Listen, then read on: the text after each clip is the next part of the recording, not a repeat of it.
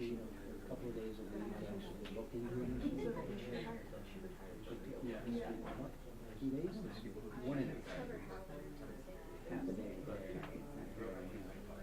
Wasn't finished. Wasn't last month's Wednesday. Yeah, it's just we're going to turn sewage into drinking. And I tell you honestly, I blame myself enough to eat. Yeah. No, I did. But they didn't have any samples. So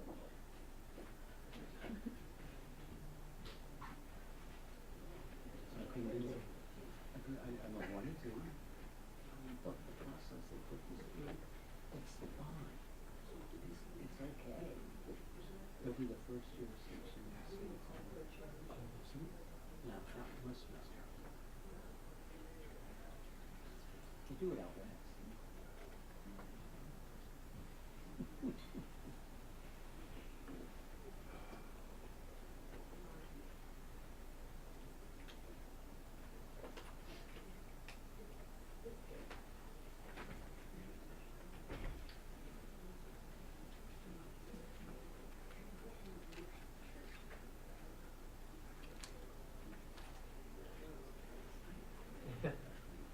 That's on me. That's on me.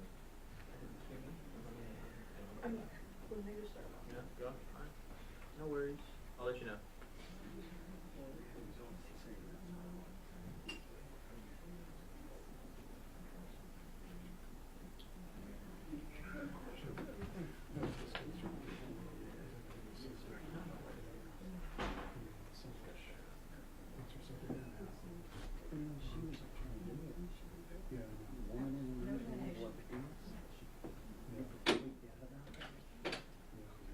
Two-minute warning.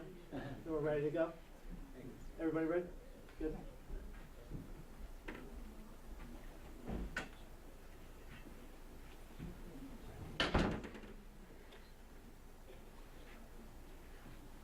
Yeah, you heard us? Okay, good. Good, thank you.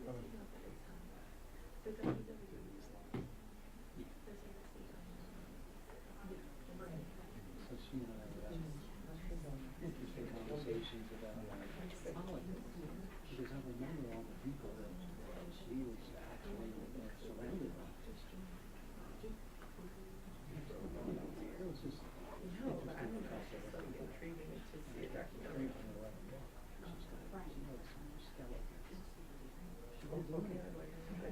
It's all going to go out. Maybe she is, and she's not telling you about what she has. It'll be a good book.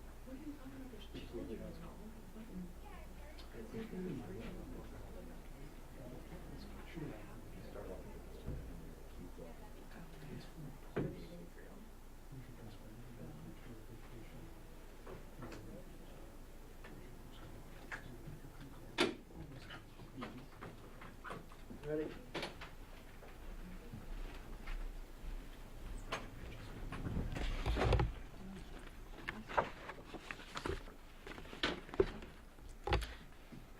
Good afternoon, everybody. I would like to thank everyone for coming here today. I'm Gregory Durr, Howard County Police Chief, and I'm joined by Bill Barnes, Howard County Public School System Superintendent, who will hear from in a few minutes. I want to provide an update into the investigation of October 9th's homicide of Kendrick McLellan. As we announced on Tuesday, we arrested a 17-year-old from Ellicott City and charged him as an adult with first-degree murder. He was arrested at Howard High School, and a loaded gun was recovered from his backpack. He's being held on no bond at the Howard County Detention Center. I'm here to announce now that detectives have arrested the second suspect in this case. He is a 14-year-old male from Severn, and he is also charged as an adult with first-degree murder. He was taken into custody on Wednesday at his high school in Anne Arundel County. His bail review was held this morning, and he's being held without bond at the Howard County Detention Center. Before I get into more on this case, I want to express my condolences to the family of Mr. McLellan. No family should have to experience the loss of a loved one to senseless violence. Our thoughts are with them, and they have been extremely cooperative during this investigation. I want to walk you through the timeline of this case and the investigation, It is still ongoing, and I will not be able to share many details today. But from the moment the victim was discovered on October 12th until right now, our detectives, officers, crime scene technicians, and many others have worked tirelessly to bring justice for the victim of his family. I could not be more proud of the work of our department has done in investigating this case and arresting these suspects. Early on October 12th, an officer located the victim deceased in the driver's seat of his vehicle in a parking lot of an office building in Columbia. The officer had just graduated from our academy last month and was on his third week of field training. His diligence and observance led to this discovery. From there, detectives reviewed hours of surveillance video and determined that the shooting occurred on October 9th around 5 o'clock. There was no calls for shots fired at that time. In the course of the investigation, detectives reviewed many additional hours of surveillance video from the area and used a variety of other investigative techniques to identify these suspects. We believe that the victim picked up both suspects from a residence in Ellicott City and drove to that location in Columbia where he was shot. We believe that the victim and 17-year-old suspect knew each other, but the nature of their relationship and the motive for the shooting remain unknown. Both suspects are juveniles, and we are limited by law on what details we can provide on them. As we included in our news release on Tuesday, the 17-year-old was under the supervision of Department of Juvenile Services and was wearing an ankle monitor for an incident in Anne Arundel County. The 14-year-old was not wearing an ankle bracelet. At this point, we do not believe the non-fatal shooting that occurred nearby later on October 12th is related to this incident. That remains under investigation, and no suspects have been identified. We are offering a reward of up to $3,000 for information on that case. I will now turn it over to Superintendent Barnes. Thank you, Chief, and good afternoon. On Tuesday of this week, I received a kind of notification that no superintendent wishes to receive, that the safety and well-being of members of my HCPSS family were potentially in serious jeopardy. As someone who is responsible for the safety and well-being of students and staff, and by extension our students' families, you can imagine that I stand here in a state of extreme frustration and concern. The situation that existed at Howard High School and led to the events on Tuesday of this week are not acceptable, considering the escalation of school violence in our country. I join the voices of our students, staff, families, and all those who care for the safety of our most precious resource, our children, to say that we must review every law, policy, regulation, practice, and protocol in place across the state and within our school system that impact the safety of our students in the learning process. And it is my intent to leave no stone unturned in this effort, and especially in the areas that I can control directly, which are the safety measures and protocols in our school buildings and our plan for appropriately educating students with known criminal histories. This is a time for swift and collective action that prioritizes the safety of children and staff.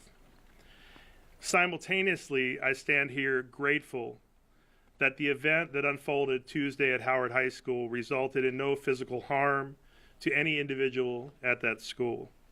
I commend Chief Durr and the officers who were on site for their swift response. I commend Howard High School Principal Stephen Fleming and his administrative team, security personnel, and each and every staff member in that building for their remarkable and professional manner in which they led in that space and tended to the needs of our students.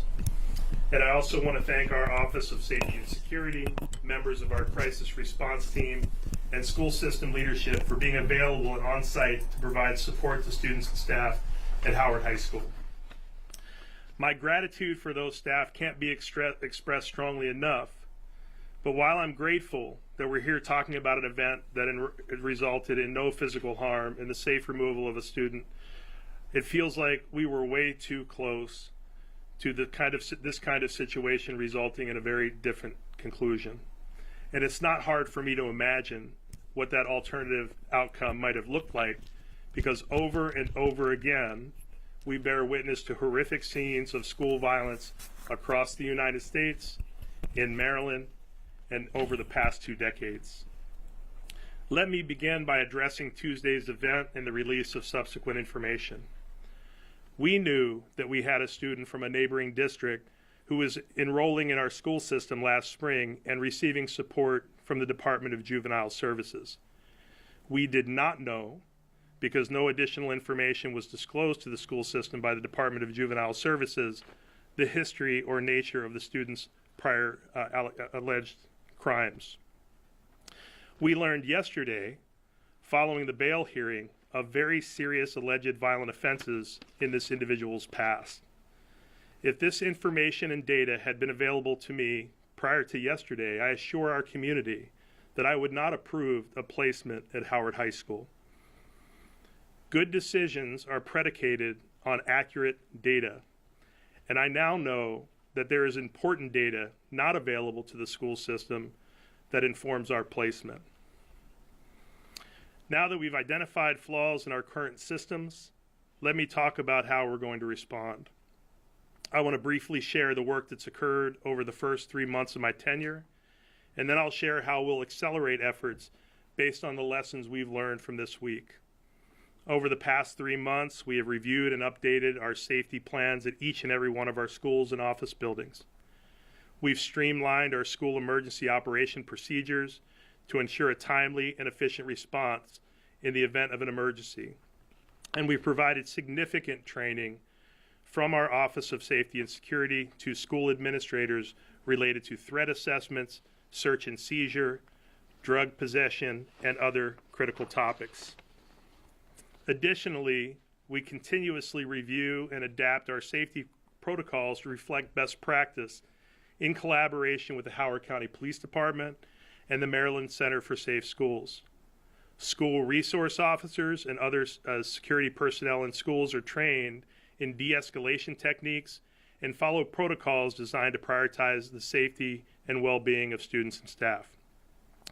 And our school system implements a comprehensive approach to safety, which includes physical security measures, staff training, emergency response planning, and student engagement to help students with ways to report possible threats and information. Most importantly, relationships are our best security measure, and we must continue to cultivate those relationships to prevent students from feeling the need to bring a weapon into a school or take threatening action. In most cases, with students who have incidents that resulted in arrest, collaboration between law enforcement and judicial agencies, the family, and the school system work well. But that was not the case in this instance. And our current efforts are frankly not enough. And we have much more work to do, and there are several steps I'm announcing today to enhance the security of our school communities. First, I want to share that over the past few days, I've received emails from community members who have experience in the field of safety and security, and I want to thank them for their offer to help. And I want to create space for that help to be received. So in order to complement our very effective internal security team that works with county agencies that is already in place, I'm convening an active external school safety and security advisory group made up of students, staff members, parents, police, county officials, and other community members so that we can begin to deeply explore our current safety measures and make recommendations for improvement to the Board of Education. I'm charging this advisory group to consider every possible possibility, and to put any and every solution on the table.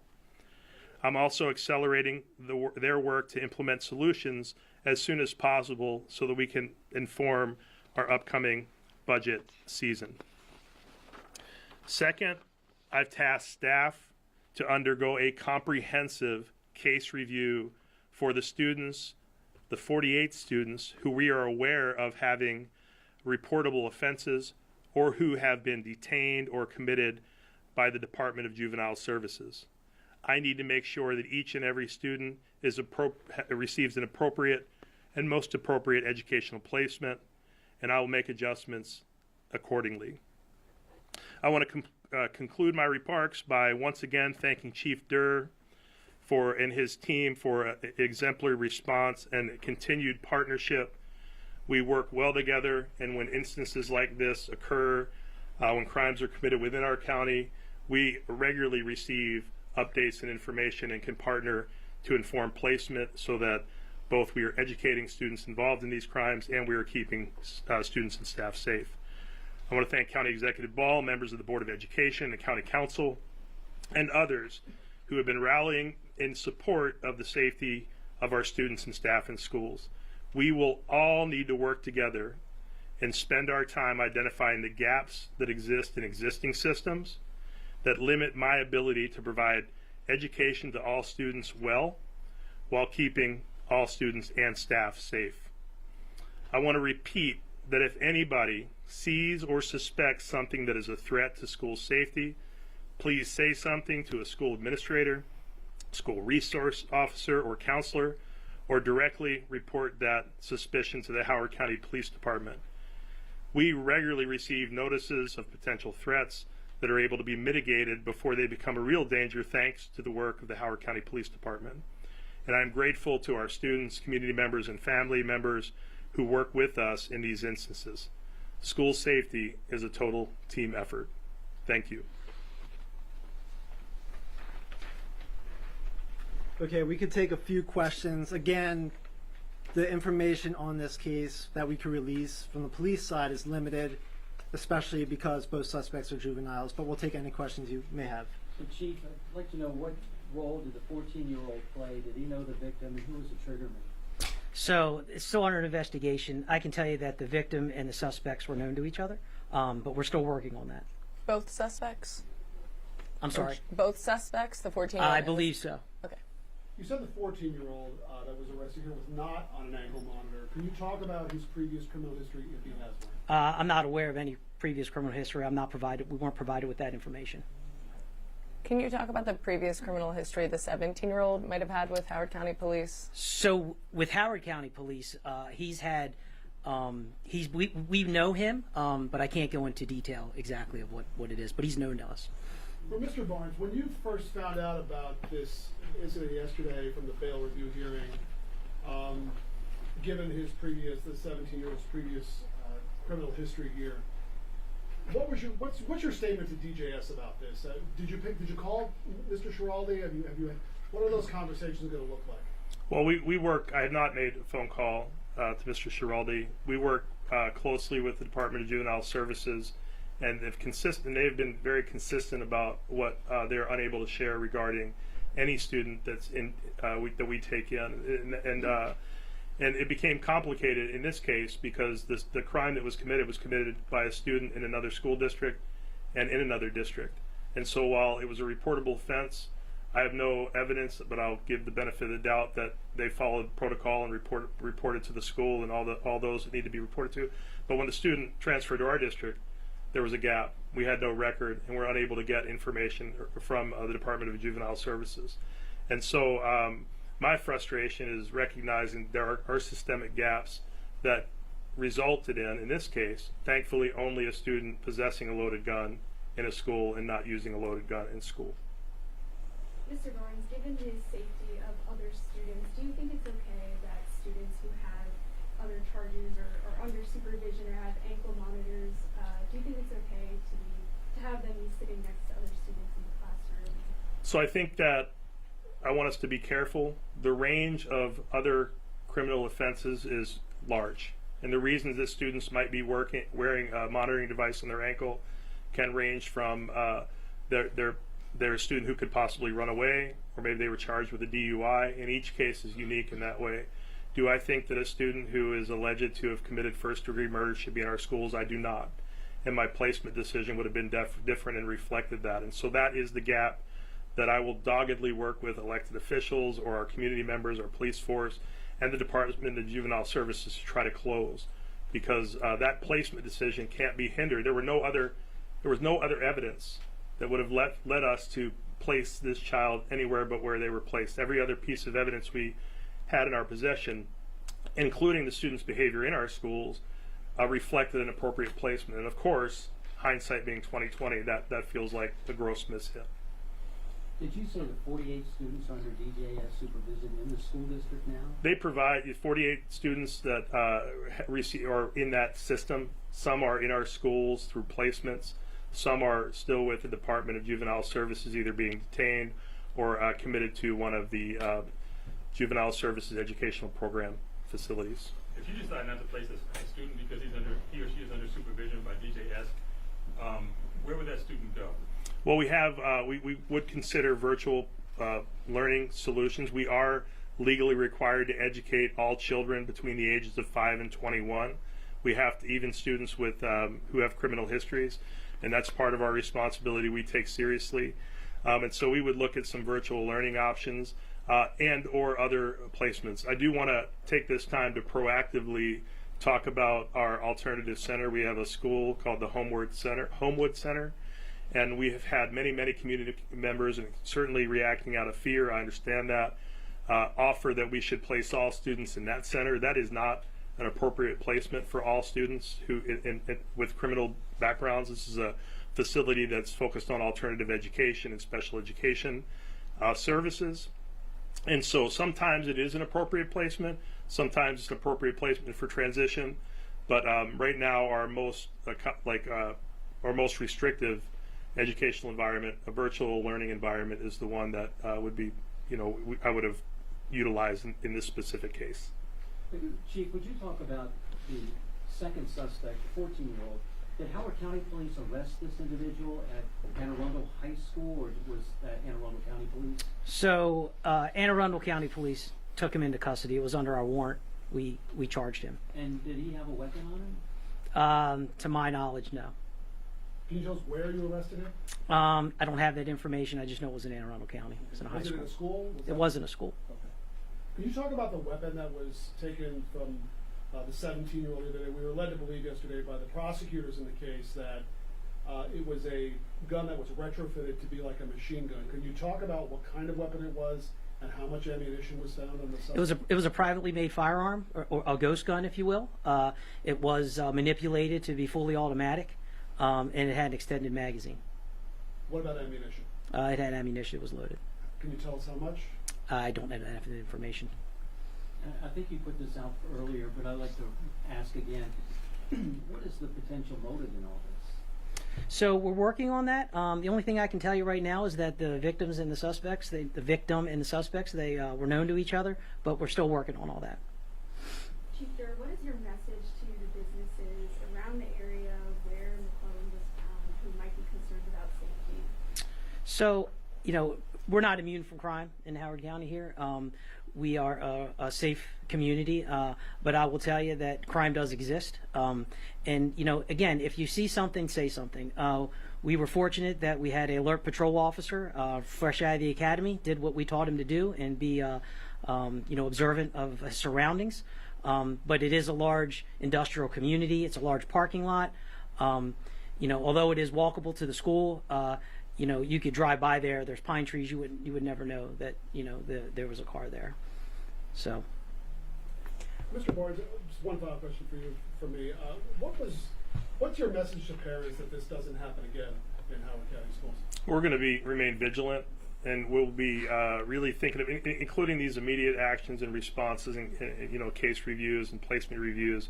We're going to look at long-term mitigation strategies and certainly work with our neighboring districts to determine whether additional human, personnel is part of a solution, or we're going to think about other detection devices, whether those are cameras or metal detectors or magnometers, or they didn't say that right, sorry, or other detection devices. And so I think that we're going to be vigilant. This is something that's been on one of the front burners. This is now on the front burner, receiving the extra heat needed to kind of move it forward. And so continue to partner with us. I'll certainly want to reach out to the Howard High School community in the coming weeks to kind of address their questions and be with them and just kind of help them understand how these kinds of things come about and what our responses will be. One or two more if we have. Superintendent Barnes, I have a question. You alluded to the fact that you want to see some changes. Do you have an idea of what the perfect legislation would be for the state of Maryland in regards to juvenile services, juveniles who are detained by the police? I don't have a recommendation for perfect legislation comprehensively. I do know that our inability to receive information regarding a student's criminal activity inhibits appropriate placement. There are many, many crimes that are committed where a placement in a comprehensive school is successful, is part of a rehabilitative process, and we have success story after success story to lean on. But there are also instances like this when the best support for a student, it doesn't mean we stick them on virtual learning and let them go, but the support, the wraparound services, the partnership with juvenile services can continue in a different placement with hopes that that student might then work their way to a comprehensive school. But the part that I'm most interested in is learning how we can be better sharers of information across agencies. I think I want to achieve the level of collaboration that exists right now between the school system and the police department here in Howard County. If that were the case across all jurisdictions and across state agencies, I think we'd take a giant step forward toward creating safer spaces for our kids. And really quick, Chief, I'm sorry about this, but the 17 and 14-year-olds, do you know what their relationship is? Are they related? They come from the same area? Are they associated with a larger group or anything? So I don't know about associations to a larger group. I know, and I don't believe that they're relatives. I believe that they are associates. I don't know exactly what. But I'd like to thank you all for coming. And if you have any further questions, I'm going to kind of throw our PIOs out there. They're both here, and you can contact them at a later date. So thank you very much. Thanks, everybody. Thank you.